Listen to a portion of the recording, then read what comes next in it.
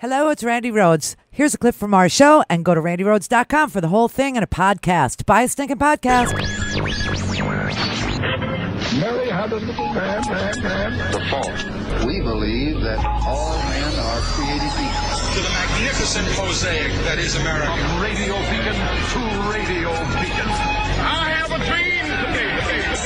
Change has come to America. Believe it. Knock, knock.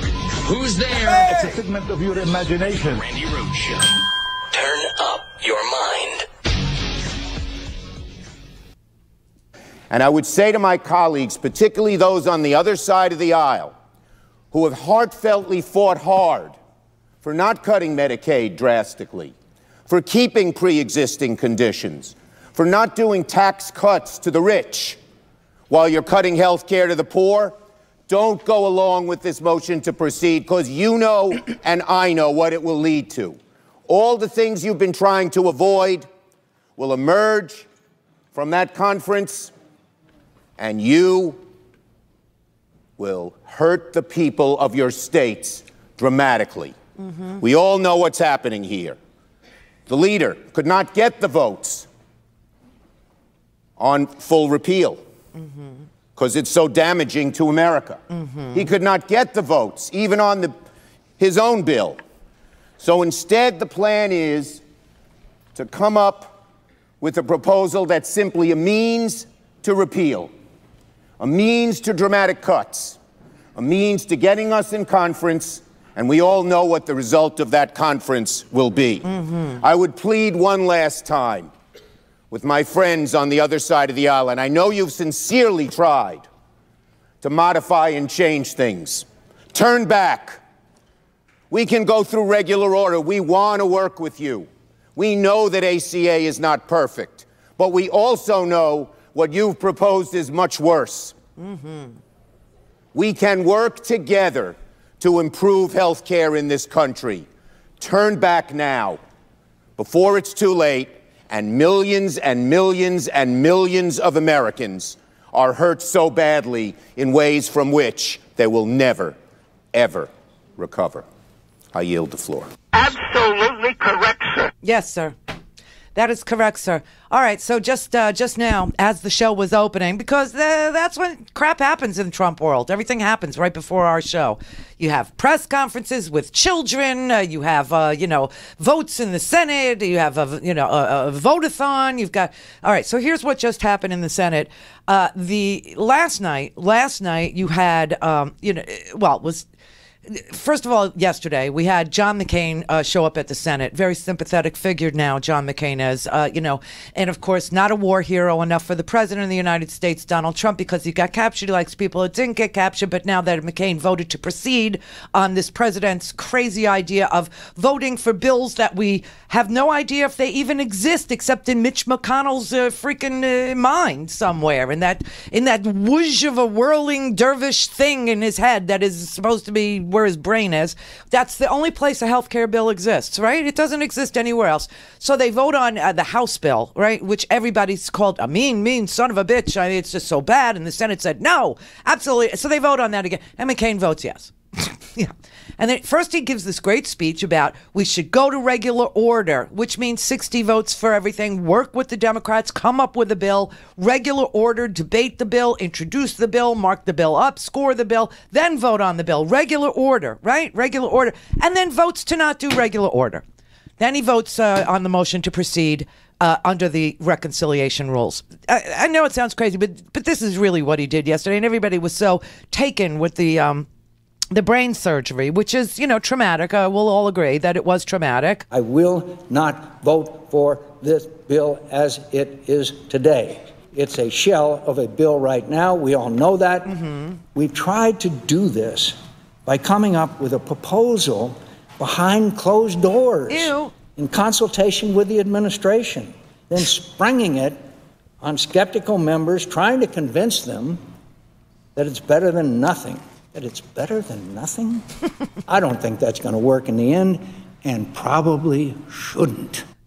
Absolutely correct, sir. And then he votes to actually move it forward. It's just, you can't figure out the guy. But anyway, so last night the Senate voted on that stupid version of the bill, the Ted Cruz version of the bill, okay? This was, they voted late last night. They voted for the Better Care Reconciliation Act, or BCRA, which for breast cancer people is very creepy because BRCA, BRCA, is a test you have to see if you are genetically predisposed to female cancers, BRCA1 and BRCA2, and theirs is the BCRA. So for a really long time, I was reading their BCRA thinking that they were talking about breast cancer, some reconciliation act. Maybe my left boob could get screened, but the right boob I'd have to pay for. I don't know. It had something to do with Ted Cruz, so I didn't figure it covered all the boobs. I didn't figure it covered all my area, all of my, junk. And, of course, it's something completely different. It's the Better Care Reconciliation Act, BCRA, not BRCA. Anyway, it would have scaled back tax subsidies that people get to help them pay their premiums. It would have repealed the Medicaid expansion in those states, the 31 states that actually chose to expand the Medicaid. And it would have overhauled the entire Medicaid program and put a federal spending cap upon it. Block granted it to the states who could then use it for a slush fund. So they voted on that last night, and that failed so miserably. 9 Republicans, not McCain. McCain voted for it. I can't figure him out. I really can't. I don't understand why they're bringing. But there used to be a rule that you don't bring a bill to the floor unless you have the votes for it. If you have the majority in both houses and the presidency, especially. But this seems to have gone out the window. People say, what is Mitch McConnell's strategy? Let them vote no 100 times and then force them to vote yes on the final bill, which will have nothing to do with the first bill, and doesn't really clearly exist in reality, only in his head. Only in his head does a bill exist. It's not on paper. It's never been introduced. It's not been looked at. It's somewhere behind closed doors in his head. So, no, the strategy is to get some damn thing out of the Senate so they could have a conference committee with the House of Representatives and then do what the hell they want to it and then vote one last time to send it to the president, no matter how horrible it is. So, the Senate voted down last night the Ted Cruz crap, okay? Nine GOP members voted no against their own president, against their own Senator Cruz. The collegial Senate is saying Cruz is a douchebag, is what they're saying to him when they vote. So that's what happened last night. Then today, they were supposed to vote early this morning, but of course it's the Senate, so they had to delay the vote on repeal and delay. This was a flat-out, straight-up repeal bill, but it wouldn't have repealed your health insurance for like 2 long years. So it would have thrown the marketplace into complete and utter chaos, which is what Trump loves. He thrives in chaos. In chaos, he can deal. In chaos, he can steal. And that's what he wanted to do. And that's what they still want to do, is steal the Medicaid trust fund and move it into a tax cut bill. So this was a straight up repeal bill, and it just failed in the Senate just now as we were going to air. The updated, I watched as much as I could. I think we got up to about 70 votes cast when I had to peel off and sit in this chair. But I saw McCain vote no. I heard him vote no. I heard Rob Portman vote no in Ohio. It's too cruel for Rob Portman. Holy crap, man. Yeah, and also Susan Collins, of course, was a no. Capito from West Virginia was a no. Dean Heller, who the president threatened, you'll lose your Senate seat. I'll make sure with my last dying breath. I'm a 70-year-old codge, and I'll make sure you don't get reelected. He voted no. McCain voted no. Portman voted no. Lamar Alexander voted no, and of course Lisa Murkowski voted no. And Trump is very busy tweeting insults to Lisa Murkowski this morning, telling her that she is a disappointment, not only to him but to the entire Republican Party. I mean, it's just sad. It's just sad what the president is doing with the tweeting. But anyway, so that just failed. So now what's left? What's left is what they call. This is so weird. It's like, I don't know, it's like Bethany Frankel invented this bill because it's called skinny repeal. It's like her skinny girl, alcohol products and her skinny girl muffins and her skinny girl, everything is skinny. And I don't think she's ever been on an episode of Real Housewives of New York City, Bethany. Yes, I watch it. Oh, bite me. I need some relief on the weekends. I catch up on all my crap TV. And I love Housewives. Orange County I watch. Beverly Hills I watch. Sometimes Atlanta.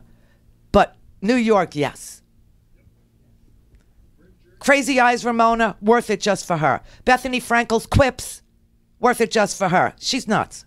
But rich, man. She sold Skinny Girl, which was started out as a margarita recipe with very few carbs.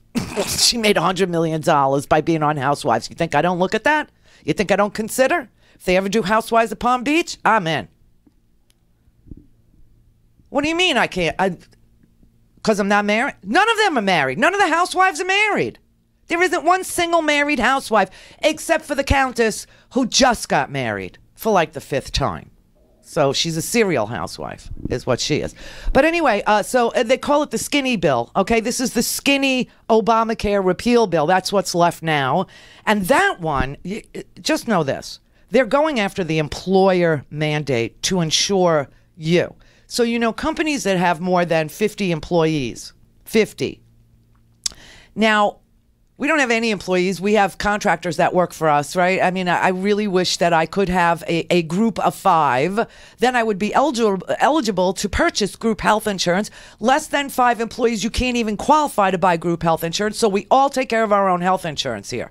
And I hate that. And I think a real mark of success here for this next year, we set a goal. Not to pay me, not to pay this, not for raises, not for anything. I'm sorry, guys. It wasn't for raises. That wasn't the goal. The goal for this year was to get a group of 5.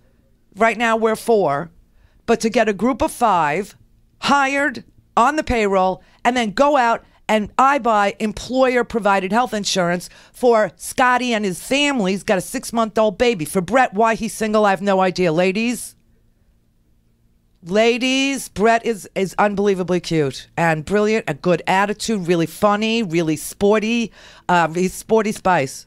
Just so you know, Scotty Mednick is probably the blackest white guy I have ever known. He grew up in my house when Oprah was doing shows on Wiggers, and what were they? It was Scotty, and he still is, with the whole thing. You can't have enough Jordans. Do you know what I mean? How many pairs do you have? Like 100? Yeah, he's got like 100 pairs of Jordans, okay? It's very good. And Brett is the whitest black guy I've ever met in my life, ever. So, Scotty's spoken for, but Brett is, I don't know why but I would like to provide health insurance. That would be for me a big, mark of success. And that is what we're working toward this year. Yes, right. All right. So this is my goal for the year. So give me money. But beyond that, the Senate's goal is to tell employers who have 50 employees that they do not have to provide health insurance to their employees. They want to, in this skinny bill, they want to undo the individual mandate, so we would lose billions of dollars in penalty payments for people who, I don't know, choose to spend their money on absolutely nothing every year instead of buying a health insurance plan. And it also would undo the employer mandate, and that means employers with 50 or more employees, that's where most Americans get their health insurance, at work. And they want to undo the employer mandate, and they want to cut taxes that were in Obamacare for the very rich. That's the next thing that they'll vote on too. Now, when I go to find the text of the legislation so I can read it and tell you more about what's in the skinny bill, there is no text. It doesn't exist. There is no text of the legislation that has ever been released from McConnell's addled brain. RandiRhodes.com for the whole thing and a podcast. Buy a stinking podcast.